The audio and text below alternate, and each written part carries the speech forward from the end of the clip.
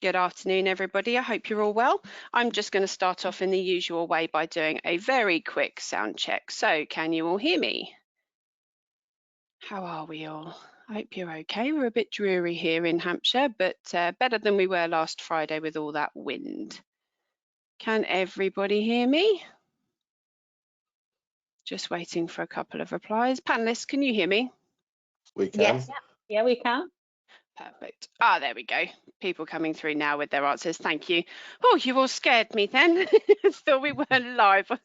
Okay, just a quick introduction from me. My name is Chantelle Newton, and I'm the marketing manager at the UK Contact Centre Forum and the editor of our online e-magazine, Contact Centre Monthly.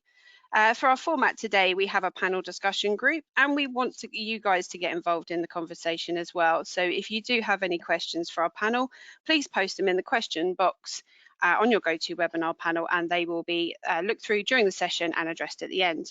So our session today is expected to last an hour, but if you are unable to stay for the whole hour, the session is being recorded, and the link for the recording will be sent to you by email within 24 hours of the session ending.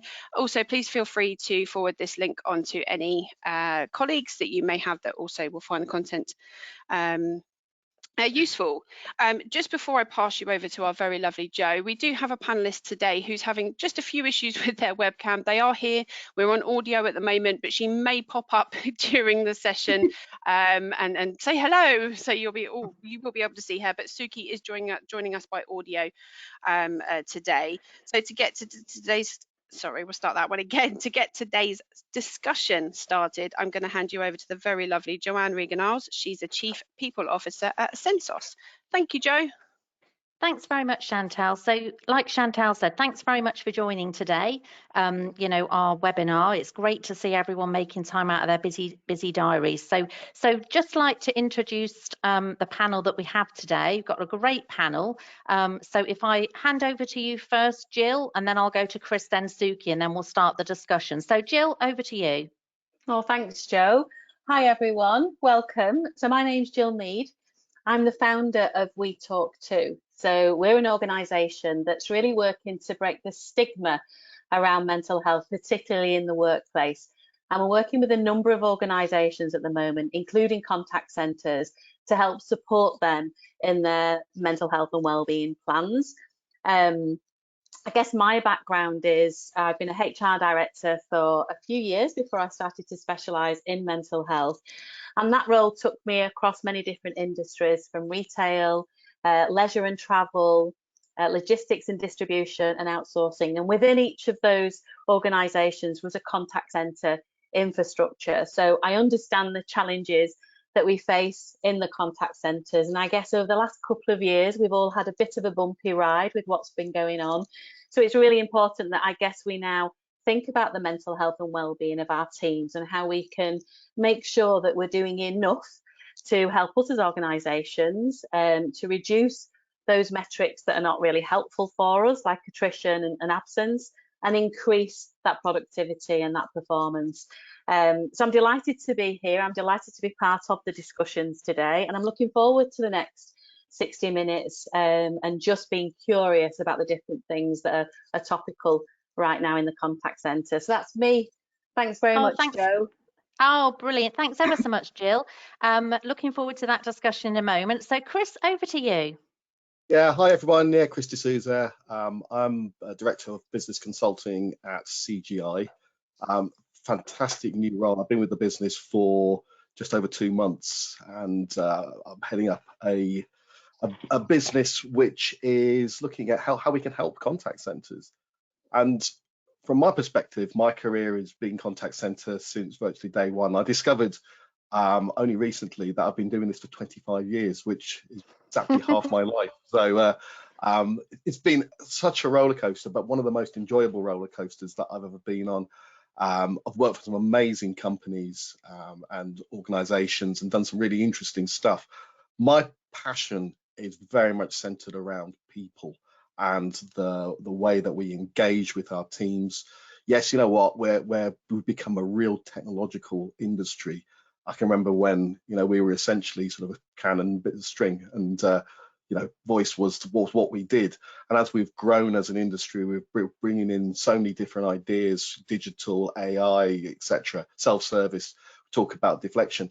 However, I think it's really important that we keep our people front and center of mind, because these are the guys that represent us and drive our businesses.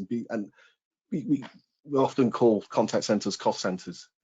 I think there's so much more that we have to offer. So delighted to have been asked to join this fabulous panel and have some input into how we're dealing with the fabulous teams that represent us every day. Brilliant. Thanks so much, Chris. And Suki, over to you, please. Hi, everybody. I promise you the camera is genuinely not working. It's not that I'm sat here in my pajamas or anything like that. So I'm Suki Sarai, and I am the Customer Service Support Manager at L&Q. So L&Q is a housing association. We have over 100,000 homes, and we home in there to over 250,000 people. Especially over the pandemic, we've seen a huge influx of calls for people because a lot of it is general needs. So I'm really passionate in supporting the customer service centre with recruitment. It's definitely not about bums on seats because of the type of customer that we are serving. So I'm very passionate about getting empathetic people, making sure they're set up for success. One, for themselves, dealing with challenging calls, and two, ultimately for our residents that really need our support. Before I joined L&Q, my background is in retail, so it was managing multiple stores across London and the South East. So very much about people, very much about customer service, and most recently I now also look after service improvement across the customer service centre as well. And I'm really looking forward to, one, sharing what we've been doing, but two, hopefully picking up some ideas as well, because I think it's always an opportunity for us to learn and grow and pick up some top tips from each other. Brilliant. Thanks very much, Suki. And just quickly a bit about my background. So as Chantelle said, I'm the Chief People Officer at Ascensos. So we're a large European, outsource organisation. We've also got an operation that we're really proud of in South Africa. So my role there, like the other panelists, all around, people, employee engagement, and creating a great place to work for all of our employees. So I've been there for 3 months. I've enjoyed it. It's a great culture. So again, like Suki's just said, really looking forward to the discussion today and also being able to share best practice. And again, any questions you have for any of the panel, please put them in the questions so that we can make sure we get them answered and start some discussion between us, which will be great.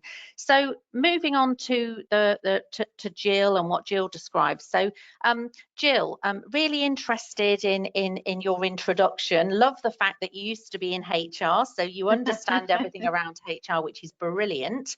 So I just wondered, Jill, the last 2 years you did say this in your introduction, but for you, what are some of the strategies that you've been advising your clients on around mental health and well-being? Because we were doing a lot of this stuff before the pandemic, but obviously during and after now, what are some of the strategies that you feel have worked?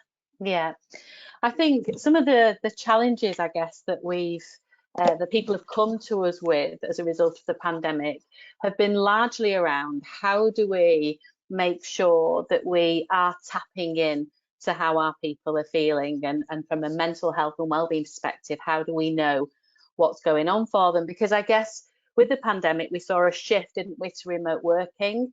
Yeah. So we, some people were working remotely before that, but we saw a huge shift to remote working.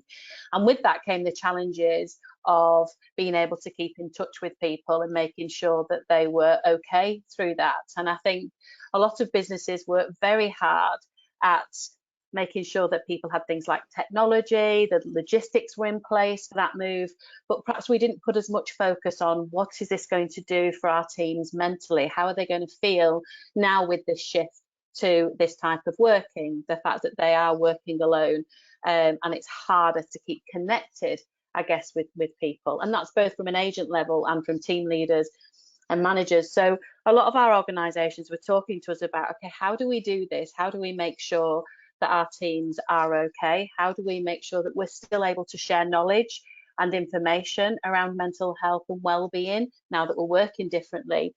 And what we saw, I think, with a lot of our clients is this move to a really dynamic way of learning to be able to get some awareness across organisations about different things.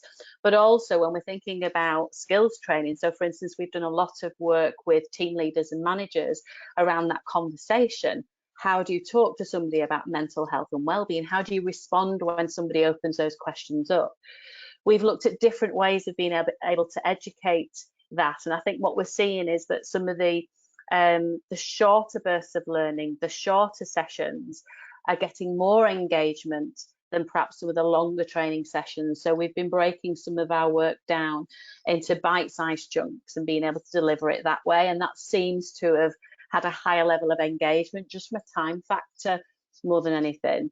I think there's also people asking for help in managing what are heightened emotions. So if we think about the pandemic, everybody was impacted by the pandemic, and what that means is our emotions as people are heightened. So obviously when we're responding to challenging calls, it can be harder for us because our emotions are already heightened and the emotions of the people that we're talking to are heightened. So we've had some requests for how do we manage those difficult conversations whilst being aware of how we're feeling as well, and how that might impact on us as individuals. And what do I do if I'm come off a call that's particularly difficult and I don't feel okay? What do I do? So we're seeing some of that that's coming in that's probably a little bit different to what we were doing prior to the pandemic. I think we are seeing a shift back again now, though. I think we are seeing an interest in people having access to training sessions, whether that's virtually or via the classroom. I definitely think we're seeing that come back. But it really has been around, I think, that manager and team leader population having the skills and being equipped to deal with some of the things that their teams come to them with, because they're the first people that can either notice something's wrong or find themselves in a position that they have to deal with a conversation around well-being. And when you don't know what to do, or you're frightened it's too intrusive, or you're going to say the wrong thing, I think that stops us sometimes saying anything, and that can create more difficulty down the line for people. So I think that's some of the shifts that we've seen, Jo, definitely, since the pandemic, is the way that we kind of, keep our teams engaged when, they're working differently. Mm-hmm. And I've always said, like the rest of the panel, been in the contact centre industry a long time, and I've always said that the team manager is such a critical role because they're actually supporting their team. So I think for you to be talking around that training that's really helped them, Jill, I think that's obviously fundamental. And from that, Jill, I'm just wondering as well, with the training, did any of your clients see a improvement in perhaps absence and attrition by having that training and dedicating lots of time to that? Yeah, I mean, I was talking to one of our clients, an outsourced provider, this morning, and they're pulling together some of the improvements that their focus on mental health and wellbeing has had. She's happy to offer any advice. It's Lisa Dolan at Teleperformance, if any of you know her, but they have really focused on mental health and wellbeing over the past couple of years, and are now starting to see improvements in attrition, improvements in absence management, that are really because we've been able to deal with those situations in a better way. So people have been able to turn up for work, be honest about how they're feeling, get the support that they need, and deliver what they need to deliver. Because a lot of the work that we do is around making sure that we are looking after the individual's mental health, but at the same time we're focusing on that commercial reason for doing it, and that being able to help people remain in work and deliver what they've been recruited to do, rather than feeling like they have to be away from work, which we know many people feel like they have to be away, don't they? And often don't feel able to say why they're being away. So they're definitely seeing some improvements. And I know she's happy to share any of the the way that they've been measuring things in that. So that's brilliant. And I think Lisa, Jill, does some great things. I mean, I follow her, and her team do some great things. So I'll get in contact with Lisa. But thanks for that, Jill. I really appreciate that. And Chris, from your point of view, I mean, you talked a lot around around your passion around people and around employee engagement. So you know, again, in your organisation, you know, during this time and moving out of, we hope, the period we've all just been through, you know, what type of strategies for employee engagement? Because like Jill said there, you know, the whole, you know, work at home, work in the office and everything, it's been such a fundamental change for everyone, and everyone deals with things in different ways, don't they? Yeah, I mean, look, the interesting thing for me, particularly when you start talking about the pandemic, is how we reacted. If you think about under normal circumstances, we say we're going to make a fundamental change to our operation, i.e. move our agents to work from home. You know, we would have had consultants going through and big plans, you know, drawn up, etc. And we did this overnight. You know, all of a sudden we said we've got to do something about this.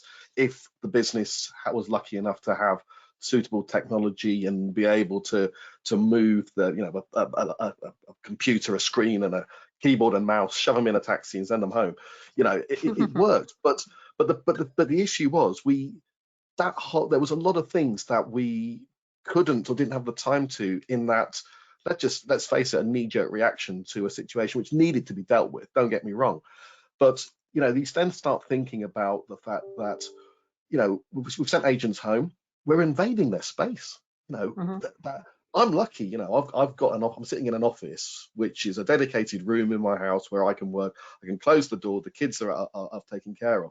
If you aren't fortunate enough to have that, you might be working on the kitchen table, you might be working in the, you know, in your bedroom. I saw a stat the other day, 52% of people worked in a communal area in their home, right, when they work from home. Now, you're invading that space. There might be other people there.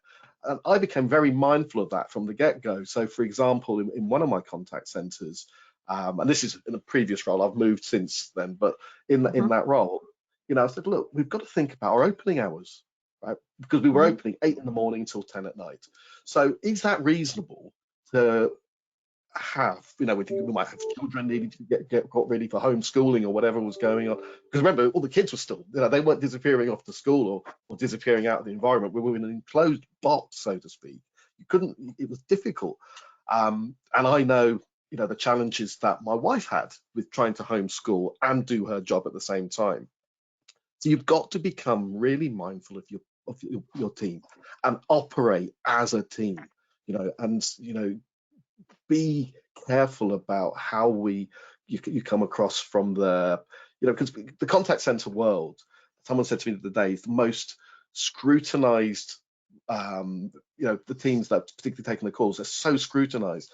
You know, we put wall boards up, you know, it's showing your performance minute by minute. You're late back from, you know, certainly in sort of poorly managed contact centers especially, you're late by a minute back from the toilet break or going from lunch. You know, someone's got something to say about it. And we've got to think about that. You know, we've got to start thinking about, you know, if we would want truly engaged workforces, people who are, as I said in my intro, are going to represent our businesses to the highest levels, you've got to involve them. You've got to make them feel as part of the business as possible, have them you know, have an influence on how they're working. So, for example, I'm seeing this now in my new role. You know, people talk about we're going to bring a new technology stack in, and essentially what they do then is inflict it on their agents, the people that are going to use it, and then they wonder why agents then start. You've spent many tens of thousands of pounds on some technology, and then the agents get it. And all this, what's the first thing they start doing? They start thinking about how they used to do things and start building workarounds to make it work like it used to, which, you know, is counterintuitive. But that's because we've not involved them in the decisions that we're making. We're not empowering them to the levels that we should. And what I found in one of my previous contact centers was by just simply doing that and showing them that they matter, that they have an influence over how the business operates. You just change chalk and cheese in the way that people react and the way they want to deliver an excellent customer experience. I know just one example that we had was, you know, when you get some really important director or if someone's coming to see the business, you know, I say this slightly tongue in cheek, you know, the paint comes out and we decorate the walls and, you know, and I said, you know what? what if we, rather than me walking around and showing the contact center off, which one of you agents would like to do that? And people go, yeah, really? I'd do that. Okay, you go and do it. And I'd go back to my office and let them walk around and show off the operation as they saw fit. And it had such an impact on people to actually trust them, to show the organization as they see it, and also the people that came to visit saw it as an open, very much, we're showing it as it is operation. It's little things like that humanizing your operation, humanizing the way that we work, because it's a people business. And I think that's where you can get some real wins. And I've just got this huge opinion that, if you've got an excellent colleague experience, your customer experience naturally follows. No, excuse me. No, Chris, I totally agree with you. And actually, Chris, we've just had a question, which I think would be great timing now. And that's, from your experience, Chris, in what you're talking around, engaging the teams, how did you during, the times we've just faced, how did you keep a remote team motivated and feeling part of a team? Really difficult. With real difficulty, yeah. I've got to be honest with you. You start off with the standard, well, we're trying to do Teams meetings, you've got to put what I did very much, and the people who were managing these teams on a day-to-day basis, put your day-to-day stuff to one side, and make sure you are available. So just, do you think about this as just an example, right? We're all customers, aren't we? Right? In our daily lives, we're all customers. Think of the number of times you've been, still to this day, the last 2 years, you've called a company up, and we've appreciated, because we work in this industry, we've appreciated that the call center agent is at home, but we get to a point where we need to talk to a manager. And I could reel off businesses I've spoken to. Sorry, there's no manager available. I'm working from home. Right? Why have we left? Why have those businesses left the agents in that position, unsupported? Right? There's no so what's, you just reach that impasse. The agent then has to suffer the anger or the frustration of the customer with nowhere to go. That's not fair on the agent, right? So make yourself available.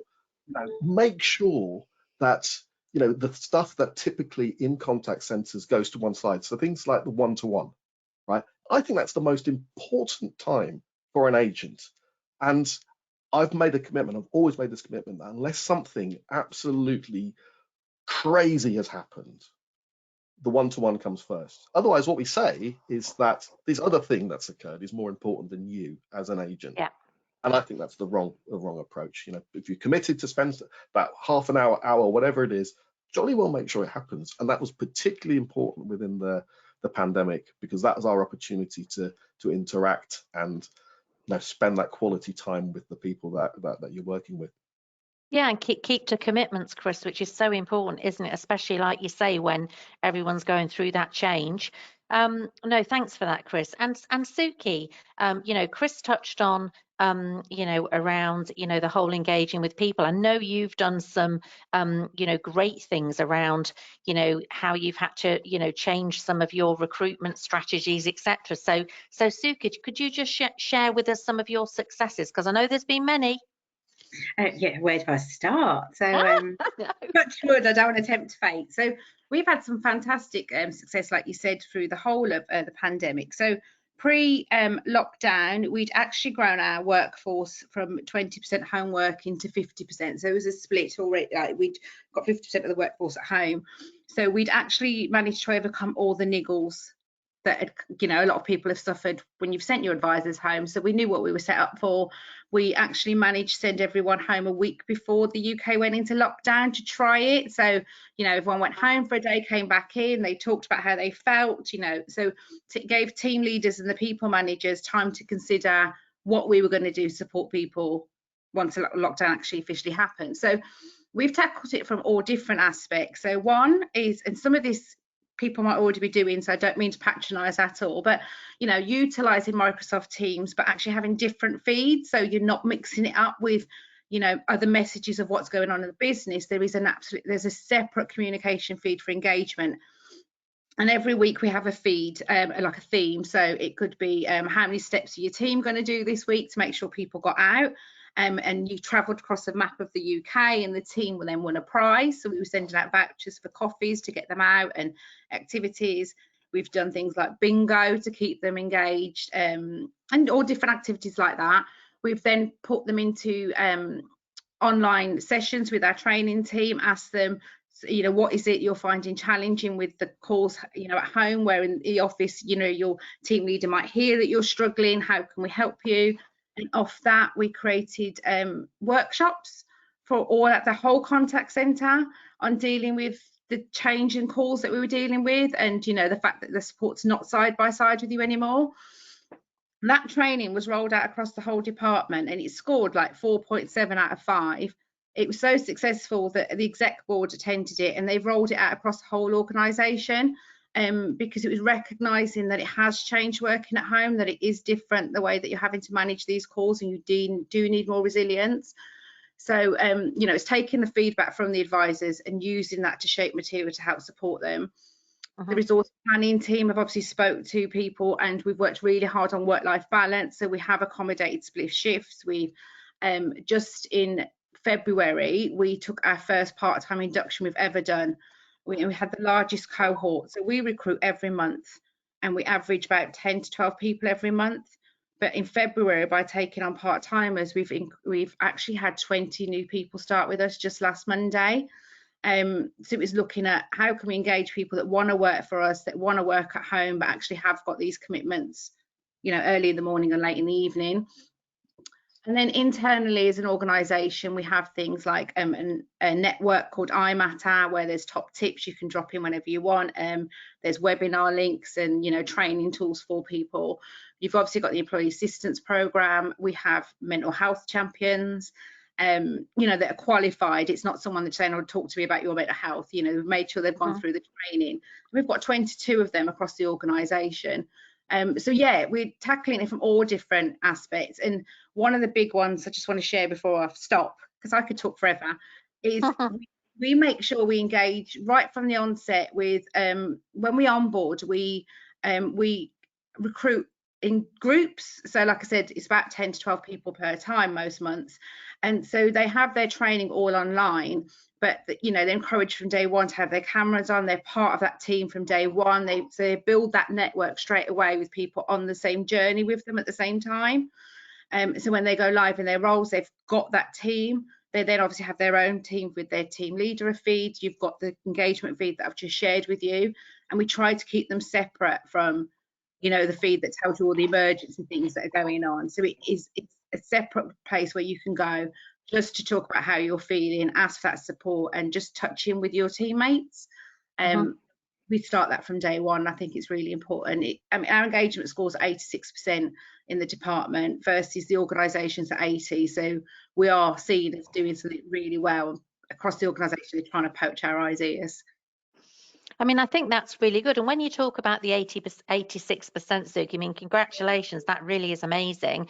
I mean, I mean, are you at the moment surveying your colleagues, you know, weekly, monthly? Because I know during recent times, there has sometimes we talk about we surveyed for survey's sake. I love a survey. So how often's the frequency of your surveys? So you have the annual ones that we do anyway. So we've just actually been named one of the out of 250 organisations, the 26th highest for Great Place to Work for work-life balance. So we go through Great Place to Work twice a year. Internally, we have a pulse survey every 6 months. And then within the department, we survey after every single induction. So we do a survey after they've gone live, so a month after they've gone live in a role. And we actually survey every cohort to talk to us, and we do make amendments on that feedback. So how was the recruitment process? How was your onboarding process? How was your training? What, you know, do you think we've given you a realistic picture of what the role entails and given you the training to fit for that role? And we're not, one thing I would say to everybody is don't be precious, and, you know, take on that board, that feedback, and make amendments. So I lead on that recruitment and training, and I could take any criticism as bad, but I've seen it as an opportunity for us every single month to develop. And we have scored consistently 94% as excellent for our recruitment onboarding training. And the other 6% that didn't score as excellent actually scored us still at very, very good. Yeah. But it is work. You know, you have to invest time into it. You have to ask people, well, what is it you didn't like? What would you like to see more of? And we try and implement those on the next induction. So we work really, there is effort that has to go into it. But if your score's coming out that well, then you know it's worth that effort. Yeah. I mean, I think that's fabulous. And I'm just interested as well, you know, Suki, in what you're saying is at the moment, are you work from anywhere, or have you got some people in the office and some people working at home? So when we, over the course of last year, we asked everybody, so obviously everyone that was home working on a home contract anyway, everyone else that was in the office was offered the opportunity to sign up to go back into the office, which is effective the 28th of this month, full time, or they can have an agile contract, or would they want home working? And originally, out of 50% of people that had gone home, they most of them said they wanted to come back to the office or go agile contracts.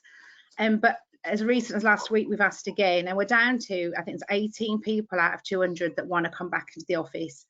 Wow. From a call centre point of view. So I've been on a few of these webinars, and there's a lot of talk about, well, no, we need them back. We need them to come back. And the one thing I would say is, with attrition the way it is, you know, I haven't spoke to a single call centre that's saying they're really not suffering with losing people. That why would we want to force them back if they've proven over the last 2 years that they can make this work, and it was a situation they didn't have a choice about at the time, and they've been delivering for you. So obviously there is that performance conversation you need to have, but if they've been delivering, then why force them back? So we haven't. We are, like I said, those 10 people will come back next week. The rest are all home working. Yeah. And all our recruitment has been for home working roles since October 2020. But it's written into their contracts of what home working expectations are. There are broadband speed tests they do, and all through the recruitment process we're very clear about what home work would look like for them. So and it has helped for our attraction. So we've had 1,200 people apply to work with us in the last 2 months. Wow. Okay. Doesn't mean I can hire all 1,200. I'm not saying they're all great, but obviously it's attracting people to want to work for us. Yeah, no, definitely. Well, something's definitely working well, isn't it? And I hope it goes well when people start returning from what you've said next week. Just Jill, coming back to you on what Suki's just been saying, I'm just interested, you know, in this, you know, more people wanting to do, you know, part-time. You know, I've always been an advocate of part-time working, and I've always been an advocate of flexible working for parents, etc., being a parent myself. But also I think, you know, I've always just thought it's the right thing to do, even before I had a family myself. So I'm just thinking, Jill, from what you're seeing with your clients as well, you know, are you seeing, you know, a big move to more wanting part-time, more flexible working? I mean, what's your thoughts on that?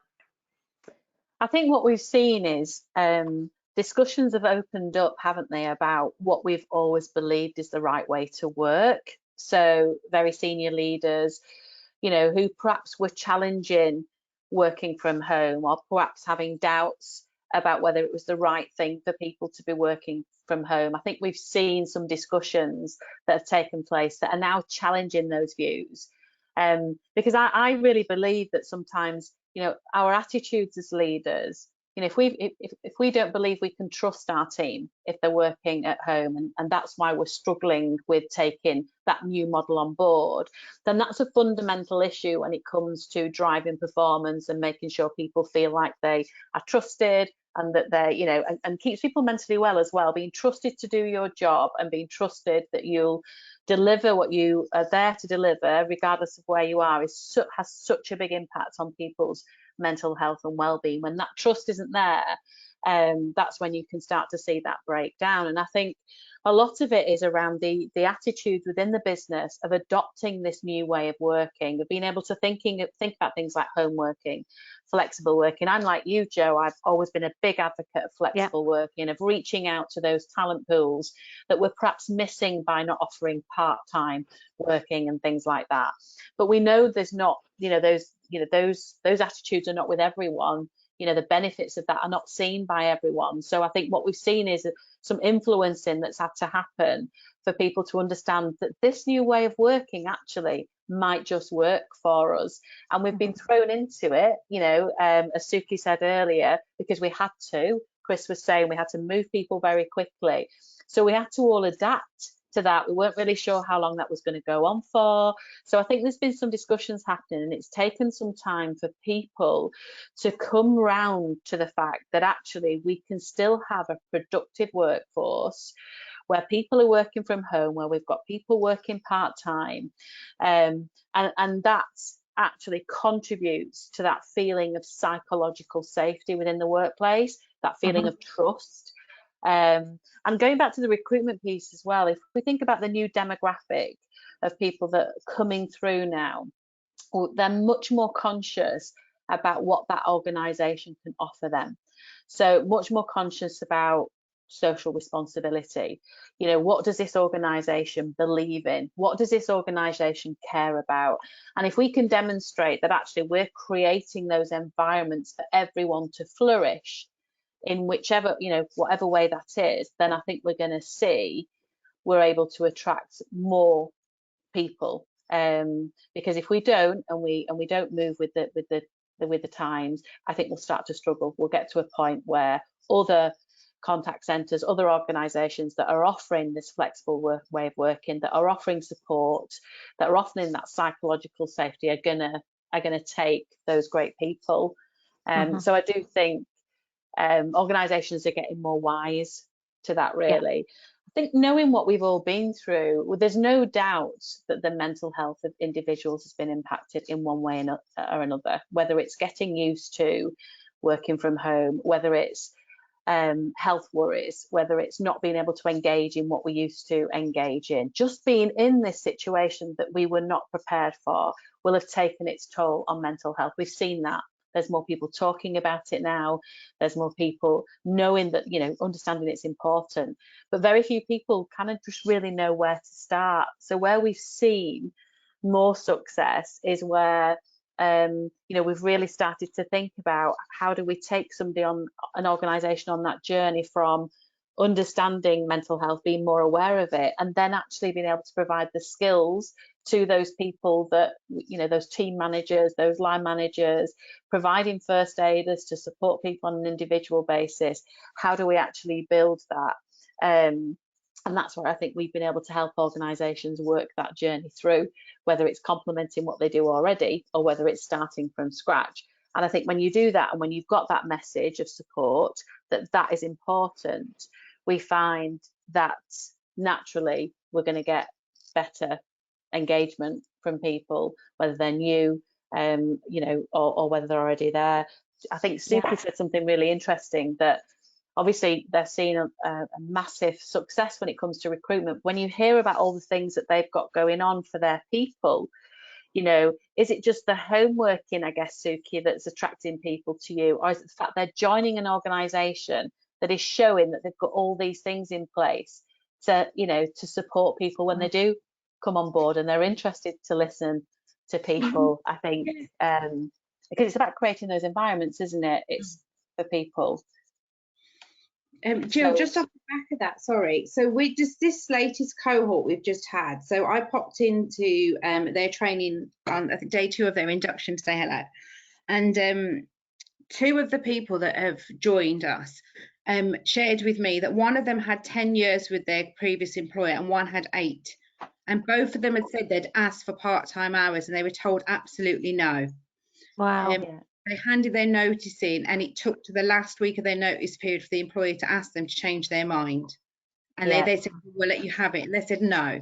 So, and the part-time piece, it, like I said, it's the first time we've done it, because our induction is 3 weeks long. To then go to a part-time cohort, it meant the induction is now 5. So there was a risk to the business because it's delaying how quick we get people on the phones. But I mean, I wouldn't say it's a struggle when you've got 10 or 12 people per month, but we've got a huge number we still need to recruit to. So we thought we're going to have to try. And so the training team looked and said, okay, it's 4 weeks and 1 day worth of training. We've done 5 to make it a buffer. We put the advert out, it's very clear, the hours are 9:30 to 2:30, and we had a record 448 people apply. And we'd never, amazing. you know, and in 10 days we had to close the advert. Yes. And isn't it a shame, Suki, that those people that you were talking about there, those two individuals that left because they couldn't get part-time work, had to go through that difficulty, then got finally, you know, yes, actually we can offer part-time work, but it was too late then. The psychological contract with that business, the desire to stay had already gone. So, you know, they lost them.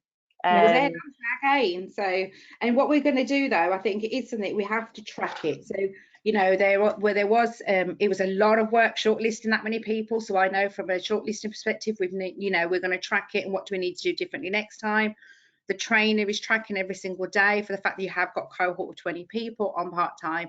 You know, like any little fixes that we know for the next time, then we'll see when they go live to have that many people at part-time. And we're going to measure it over the next 3 months, and if it's all a success, and you know, if there's any quick learnings we can make, then we'll put another advert out and do that again. So we are looking as a department to introduce this at least every 6 months, if not every quarter, to be able to bring in a cohort of part-time people. No, I think it's great. I mean, we did something similar. We introduced some part-time working recently for weekends only. And again, like yourself, Suki, we had over 400 applicants, you know, in a very short time scale. And, you know, we've had people joined, great feedback. So I think it's just to how Jill said earlier, you know, it's just having an open mind. And unfortunately, the organisations that aren't embracing the change of their colleagues and what people are wanting are going to lose out on great talent. So it's just a shame. It really makes me feel quite sad actually that those people had to leave, but they're working for a great organisation that cares about them with you now, Suki, which is great. So we've got a few questions now. So Chris, Greg's asked a question here, Chris, and this is around, you know, with regards to engagement. So we've talked a lot about remote working, but if we've still got people working in the office, Chris, how do we make sure that we're also engaging with those? Because if you've got say a couple of thousand people that are all working, you know, from home, and then you've got a small group of people that due to client needs or customer needs need to be in the office, it could be PCI or something as an example, you know, how do we make sure, Chris, or how do you make sure in your organisation that you're still engaging with those colleagues in the office? It's a really interesting question, that particularly when you start layering across when people start talking about the future of the contact center and you know what's going to be left, and I think Suki said that there's going to be 10 people out of 200 in her contact center. So it's almost like you reverse the whole thing, and you've got the minority within that organization, and then the challenge will be, how do you resource against those people that are in the office and the things that we're used to, you know, with, you know, we've got a supervisor or colleagues you can turn around and ask questions to, and that buzz, you know, we're all used to this, you know, the thing that we've all loved over time is the buzz that's within the contact center. You know, how do you bring that into play? And it's difficult. I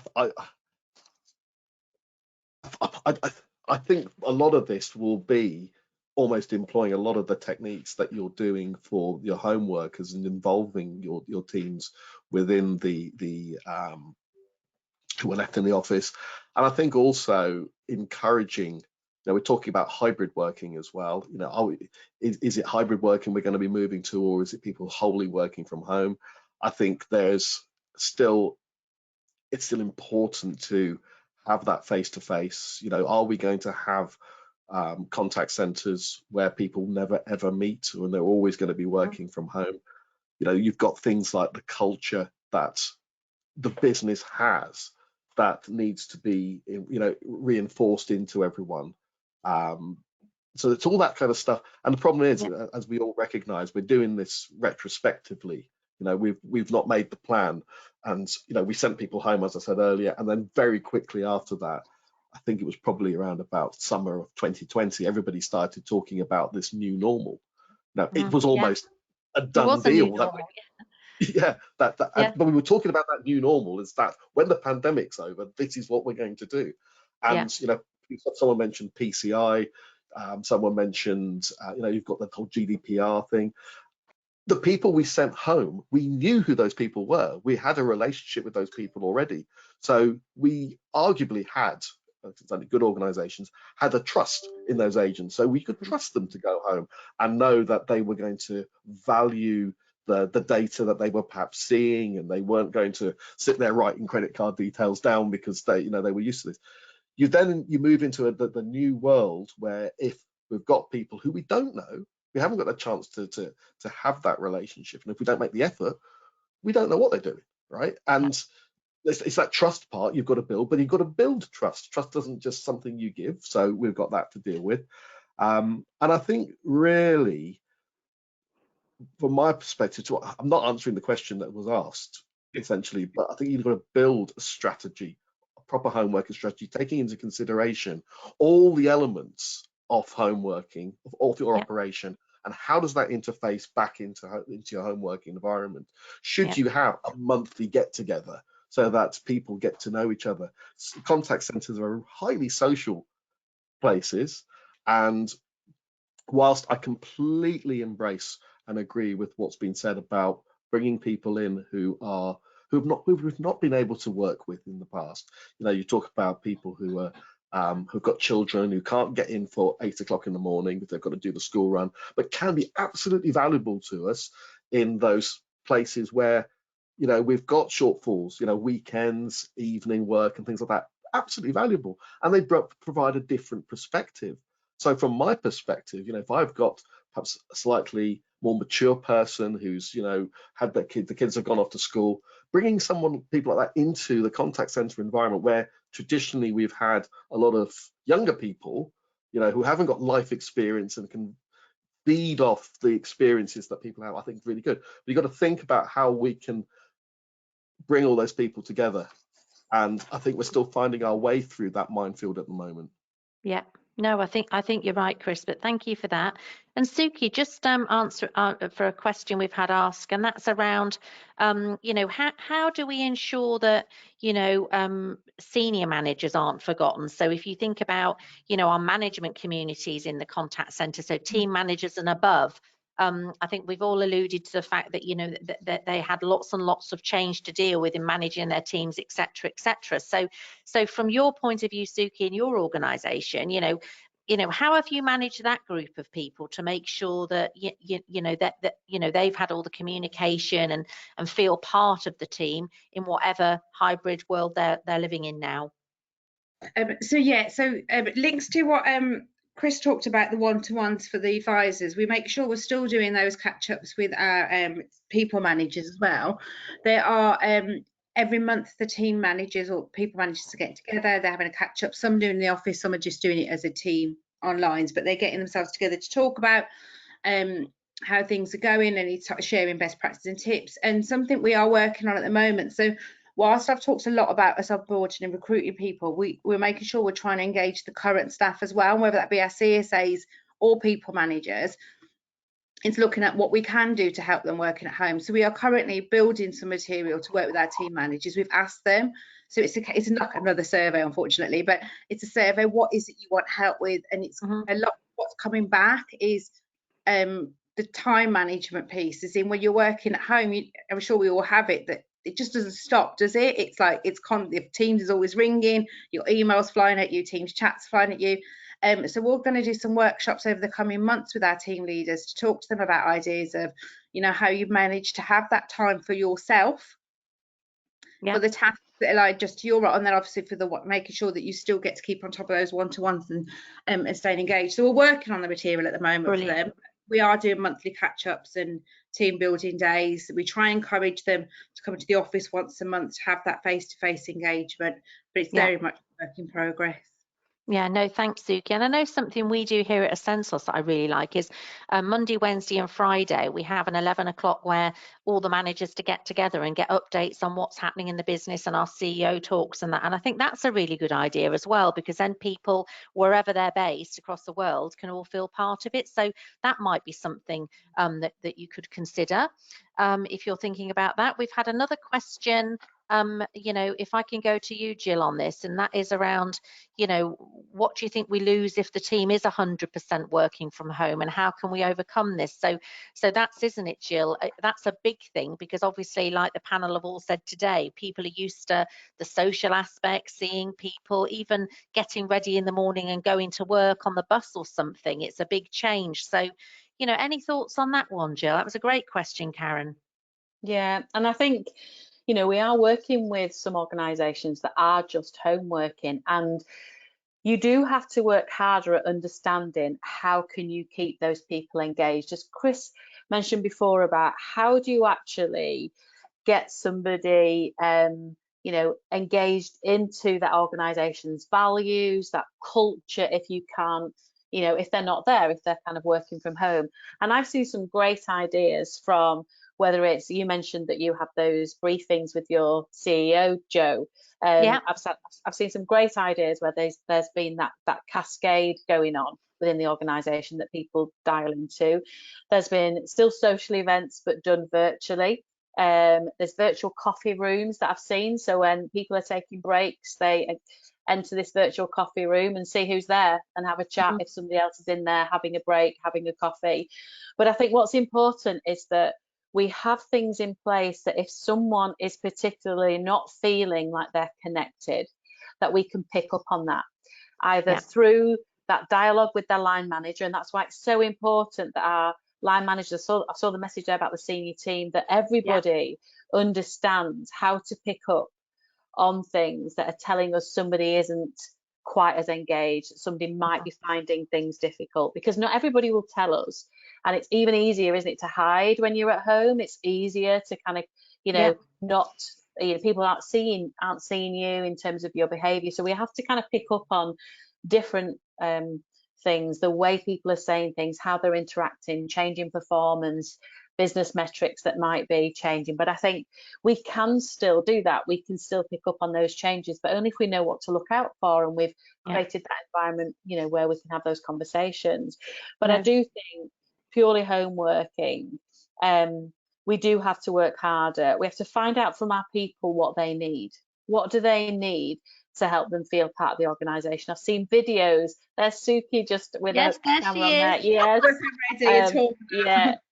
I've seen video interactions, videos being sent from the CEO, from, you know, different people in the organisation. Webinars are a great way to hear people's stories about different things. You know, we all probably attend webinars where we're learning and we can be curious about different topics, but some of the most powerful things for us are where people have been sharing things that they've done, sharing what's really, you know, what they like about the organisation. Just things like that, that it's just a different way of learning, isn't it, that I think we're having to adapt to as the world moves on. So if you have got a pure home working organisation, I think we do just need to think about those different ways of engaging our teams. It doesn't mean it can't be done, and I've seen it being done really successfily, but there's no doubt about it, we have to think differently. We have to, you know, move on in our thinking with it. No, thank you for that, Jill. We've had another question around 4-day week, what feedback is, and I mean, I'm happy to take this one. I mean, another great question, very topical, you know, in the media all the time. And you know, I think with a 4-day week, it really depends on, you know, the business. It depends on opening hours. I know the persons here said that they're going to, you know, include Saturdays and Sundays to offer further flexibility, which I think is a great way of doing it. You know, sometimes my advice from a HR point of view will always be, it's always good sometimes, like we used to do with a flexible working request, or pilot it.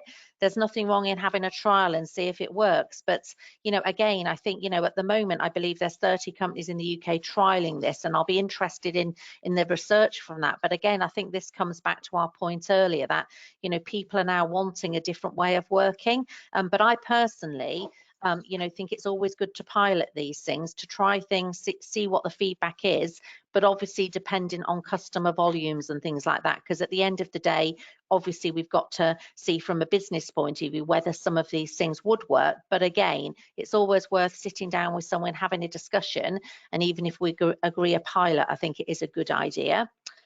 We've also got a question, so you know, Chris, I don't know if you've experienced this, but you know, someone's asked, have we experienced any resistance from a board or parent company around increasing flexible working now? And how have we overcome that? So that's a bit more of a cultural reluctance. I mean, if I start with this one, I think that if organisations, as Jill said earlier and Suki said, if we don't, adapt to the change of our employees, colleagues and candidates, I think we are going to get slightly left behind.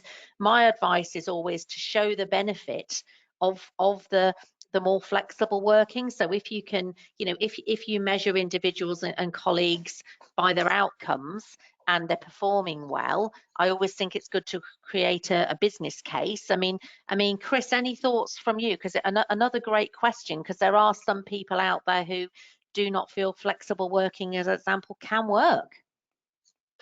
And I can hear why they say that as well. And yes, in previous conversations, I know with you and Jill, we've had a conversation about my somewhat skeptical approach to home working at one stage, and because we've got to decide what the landscape looks like. What does the new working environment really going to look like?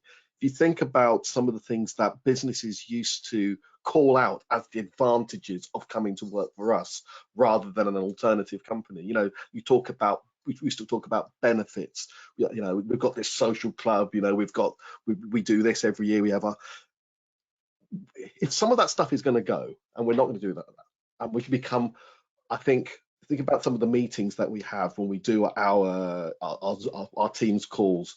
We do these back-to-back things as managers. We're always really busy, and we have a very clinical existence between colleagues, don't we? Because those water cooler moments, a meeting with colleagues was always more than that.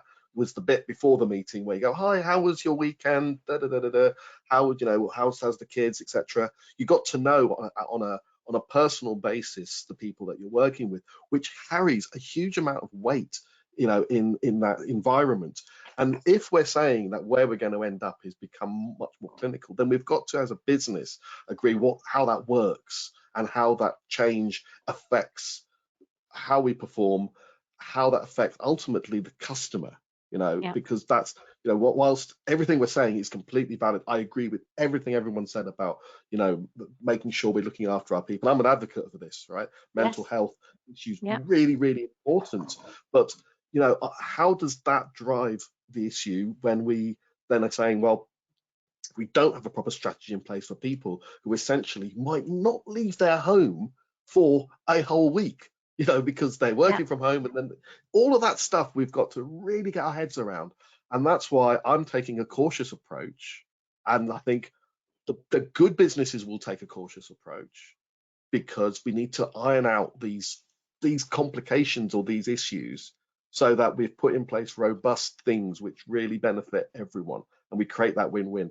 And unfortunately, when people are talking about, well, board people say we don't want to do that. Well, I think it's some of the poorer businesses who probably won't even be on these webinars, because that's not something they care about. No, thanks, Chris. I'm just conscious of time. We've got two quick questions. So onboarding and induction training adapted during the pandemic. I think we talked about this earlier, and I think onboarding is such a critical element, especially when we're remote working. And then I think with webcams, I don't know if any of the panelists have introduced the use of webcams. I know we have when we're interviewing people, because we feel it's really important. Suki, any thoughts on people not wanting to use their webcams? As part of our recruitment process, there is an online interview stage. So I think because it's part of one of their first interactions with us with their camera on, it's made that a lot easier for them, because they've got the camera on. They're at least with two people assessing them, so that has kind of made that a journey easier. And then on their induction on the first day, we do go through the expectations. So it's very clear on day one that we know we're going to ask you to have your cameras on. There are certain sessions where you'll have your practice, or we will give you time where there's a lot of presentation, you can switch it off, but there'll be chat, so that way we know that people are still paying attention. But I think if you make it part of your recruitment process, so you've broken down that hurdle from day one, it has made it easier, and it's made part of their recruitment. They do understand at induction stage that there is an expectation your camera goes on. No, We weren't brilliant. talking Thank about you, Suki. webcams with customers, were we? We're talking about it within internally, I'm assuming. Yes, yeah, I think that question was probably around internal, Chris. Yes, I mean, thanks for that, Chris. Thanks, Jill, and thanks, Suki. Chantelle, over to you now. Conscious of time. Thank you so much. That was such an excellent session. Thank you to our lovely panelists, and hi, Suki. Welcome. Hello, right at the end. I know it happened last time, didn't it? Yeah. There were some questions that we weren't able to get to today, but we want to continue this conversation. So what we have done at UKCCF is set up a private group on LinkedIn, which we have invited the panelists in from this session and previous sessions for you to connect to. So if you would like to get involved in that group, it does mean me adding you as a connection because it is a private group, but please type yes in the question box and I will arrange for that afterwards. I'll post the questions that we didn't get to in that group and just invite the panelists to put their answers under those questions there. So again, just type yes in your questions box and I will arrange for you to be added to that group. So just to quickly wrap up, we have run over time, but I want to say a very special thank you to our panelists. Thank you, Chris. Thank you, Jill. Thank you, Suki, and to our very lovely Jo. Again, I'm going to include, if you have any questions and you'd like to connect directly with our panelists, I can include their LinkedIn profiles in the follow-up email that's coming out to you within the next 24 hours. And this will also include the recording link from today.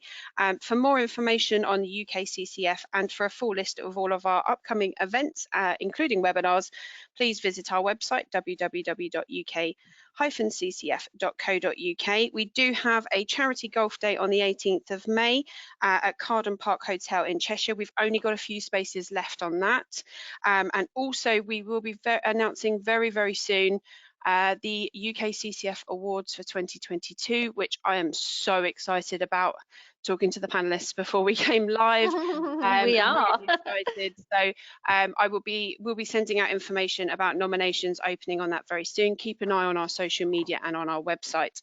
Thank you again for joining us. I'm very conscious of time. I will let you all go and we will speak to you all soon. Thank you very much, everybody. Take care. Bye, everyone. Bye. Bye-bye.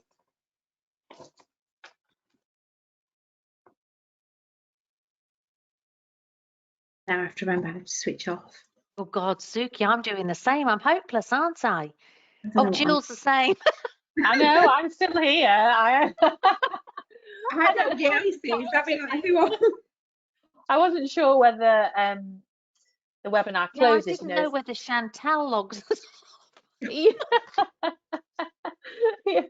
Oh, is there only us left? How I keep my job sometimes. I'm like, I can't do the basic IT. Oh, Suki, I'm glad it's not just me. I mean, right. I think. Oh well, lovely to meet you all. That went so well. I'm sure we'll have a catch up. But thank you for your contribution. It was brilliant. Oh, thank you, both. It was good. Thanks for inviting us, Jo. Thank you. No worries. And I look forward to you being judges by the sound of it. Yeah. They see you real life at the awards. How fab would that be in life? Amazing. Brilliant.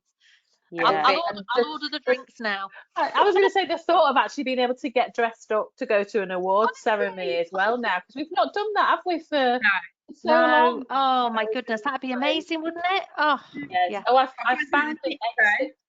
I found an exit leave webinar button. Where is it? So where's it's that? under options, I think. Is it under options, exit leave webinar, or under file? You know, at the top of the questions, you've got file. Yeah, it's under file. Right. And then it says exit leave webinar or exit end webinar. Shall I end webinar? Do you think that will? Yeah, end webinar, Jill. Well done, you, Jill, keeping us on the straight and narrow. See you, Jill. Take care, Suki. Bye-bye. Bye.